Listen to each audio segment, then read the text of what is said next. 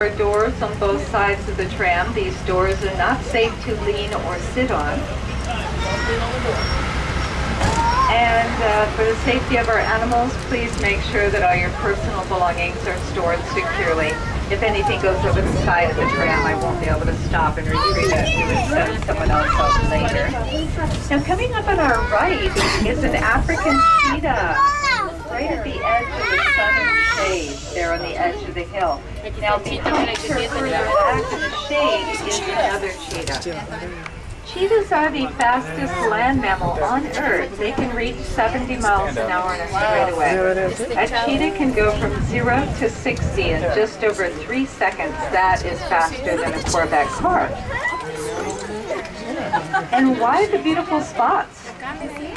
Well, spots break up the outline of the body of the animal, helps camouflage them.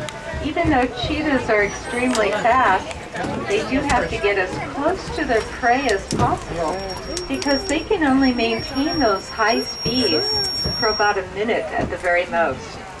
Boring here. Now, what do cheetahs hunt? Well, cheetahs are very lightweight, only about 100 pounds. Now, depending on the species of gazelle, they can run between 50 and over 60 miles an hour, very, very fast. They even have a black racing stripe on their side. Now, that's called adaptation. They become very fast because they've been escaping cheetahs for eons of time. Down on our right are greater flamingos, pretty in pink.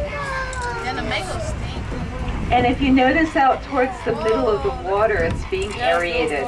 We reclaim, recycle as much of our water as possible here. Some of the legendary beauty and majesty of the African continent. We'll be observing animals and birds from the South African savanna, the Sahara Desert of North Africa, and the tropical forest of Central Africa. You'll see extraordinary diversity, and we're going to take a look at how some of these animals have adapted to surviving in their habitats. And that little mule deer on the right has adapted to this area. It's a native animal, but it's adapted to taking advantage of the free lunch program here at the park. On the grass down below on our left are brown hornbill. They're black with red on their. There's a rhinoceros at the edge of the water, lying in the water across to our left. This is the time of day where she'll be getting up any time because she's just been there to cool off on a hot afternoon. She is a northern white rhino, and she is one of the most critically endangered climbers. And way off to your left, there's an ostrich. Now, ostrich are the only two-toed birds remaining on the planet. They're primordial birds. They can be 7 to 9 feet tall. They will weigh 300 pounds. Underneath the tree to your right is a group or a flock of. Now, giraffes are somewhere between 15 and 18 feet tall. As you can imagine, it takes a very high blood pressure to pump blood up and down those long legs and long necks. And the heart of an adult giraffe is about the size of a Thanksgiving turkey, one of the largest hearts of any land mammal. At the feeding trough on my left is an ellipsin waterbuck. Ellipsin waterbuck, highly aquatic adapted. They will plunge into deep water and swim away to escape a predator, such as a leopard or lions.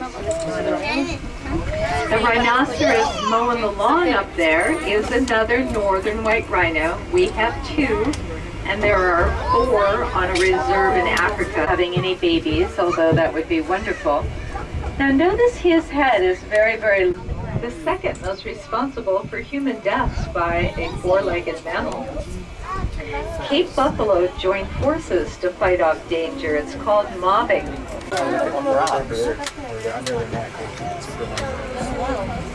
They kind of camouflage in the rocks up there. And lying down is a southern white rhino, a male. The southern white rhinos are the success story of rhino species. We've had over 90 of them born here at the park. For 13 because they have about 13 vertical stripes running up and down their torso. Bongos are a deep tropical forest adapted antelope, and so they are more orange. And why would that be? Well, in the limited color vision of a predator and many four-legged mammals, orange and green are about the same shade of gray. So an orange animal is well camouflaged in a lush green habitat, and a tropical jungle is very lush and green. On our left is that scimitar horned oryx that I've never seen up here. Hello. Sahara sun, one of the hottest deserts on Earth. Scimitar horned oryx are from the Sahelo-Sahara Desert region. And the thing that's extraordinary about them is they can go indefinitely.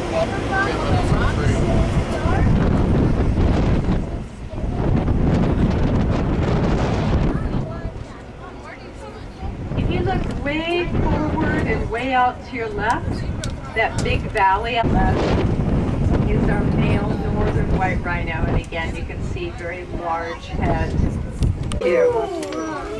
Male deer have antlers. Antlers are branched. They have many plenty. They can run 60 miles an hour. Those are springbok. Springbok, true to their name, can spring or jump about 2 yards. And when possible, we do help reintroduce them into their native habitats. But we can only do that if the government where they're from is stable enough to guarantee them and make sure that they're not involved in again. There are many different reasons why they're going through a difficult time.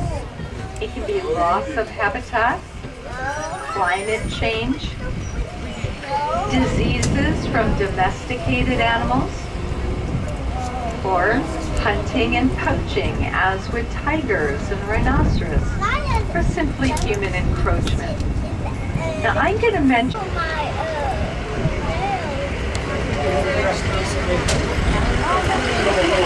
there's a caravan safari. These talkers to those, you will never find them from the cheetah enclosure.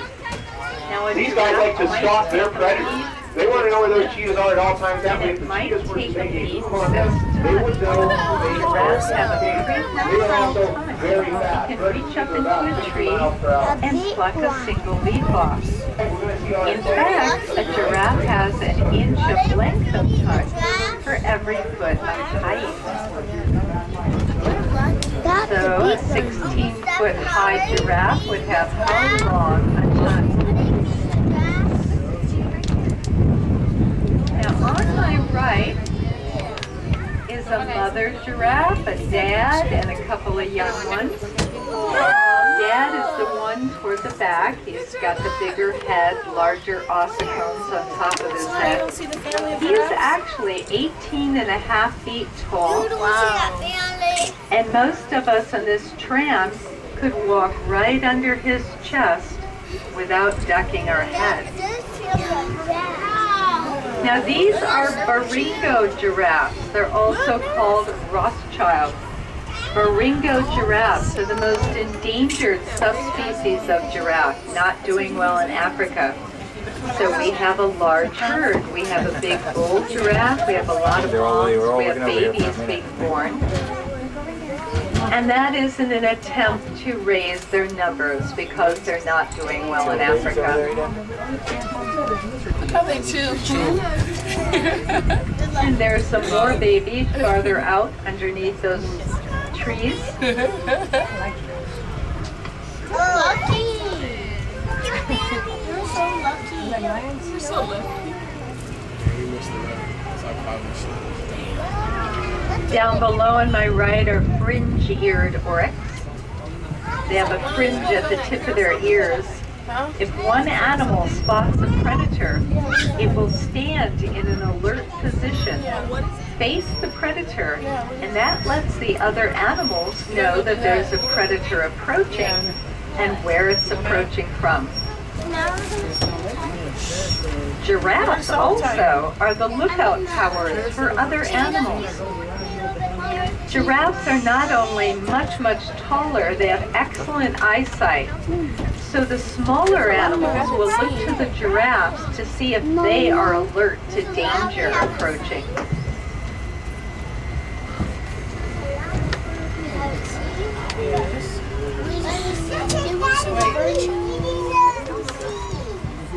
The markings of a giraffe help camouflage them where they spend most of their time, under trees, eating leaves. If you look at the broken pattern of light and shade created by the sun coming through a canopy of a tree, that is a perfect pattern to camouflage a giraffe.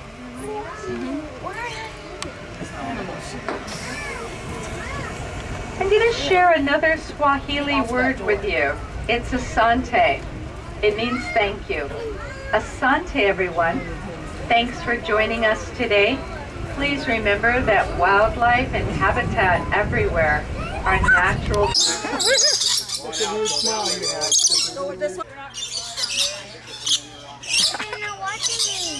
That's okay. Look at me. Look.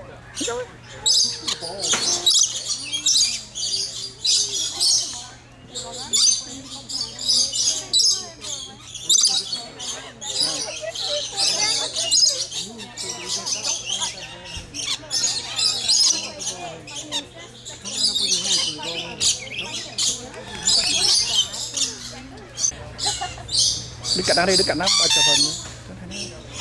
Dekat dah. No.